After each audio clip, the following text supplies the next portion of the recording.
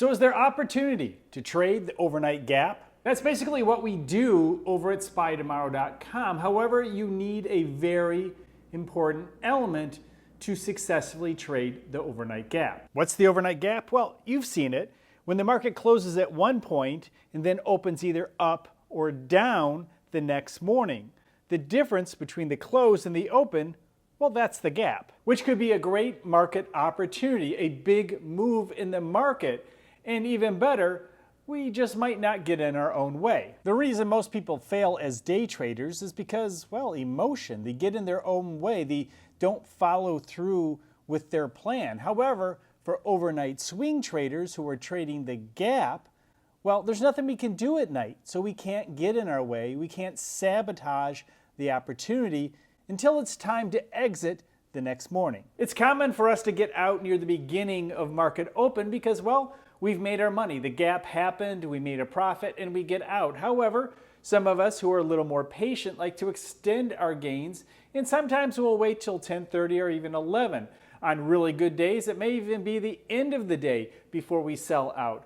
But for the most part, we try to get out as soon as possible to preserve our capital, especially if we're trading options, because theta can work against us. I like to buy options to play the overnight gap, but that's not the only way to do it. Some people play the gap by buying stocks or shorting stocks. Some people buy leveraged ETFs. Some leveraged ETFs go up when the market goes up and others go up when the market goes down. You have to figure out which ones you like. The SPY leveraged ETFs, the QQQ, IWM, there's a large number of them. And some of them are leveraged 2 times, 3 times, and even 4 times. That's where we specialize over at SPYtomorrow.com. We have a signal that says either up or down, and it's free at 4 o'clock Eastern Standard Time.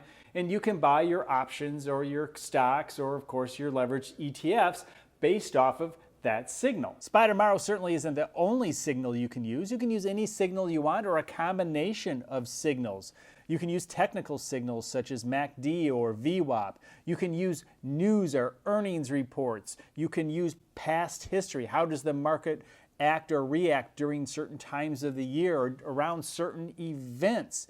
You can also just take a look at the price action at the end of the trading day or maybe after the market closes. The market closes 4 o'clock Eastern Standard Time, but you can still see how the after hours trading is going, and for many accounts, you can still trade for about 15 minutes after the hour. And if the market's going up, maybe that's a good signal. It's going to be up in the morning. And if it's going down, it's a possible signal. It's going to go down in the morning. There are many ways to approach it, but you need to be better than 55% correct. And SPY Tomorrow tends to be 65, 70, 75, even 80% correct at times. On average, overall, it's around 75% correct, which is pretty good. And you can base the front page signal as a 75% probability that the signal will be right either direction. Then you place your trade and wait till the next morning. And once the market opens, that's when the real work begins.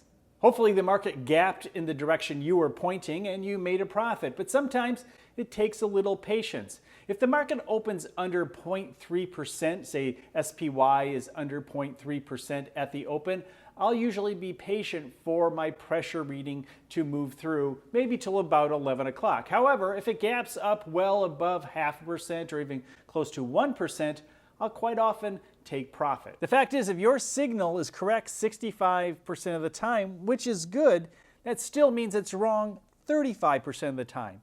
So it's all about management to minimize your losses and, of course, extend your gains. And one of the ways that we like to minimize our losses is through hedges. For example, if you're using options and your signal says up, you can buy call options, but you can also buy small put options, which will go up in value if your signal's wrong, minimizing the loss the next day. It's also important to note that the market does go through phases where it doesn't open very high, a very flat market, but then very volatile markets come along and it gaps a lot. So keep an eye on how the market is doing.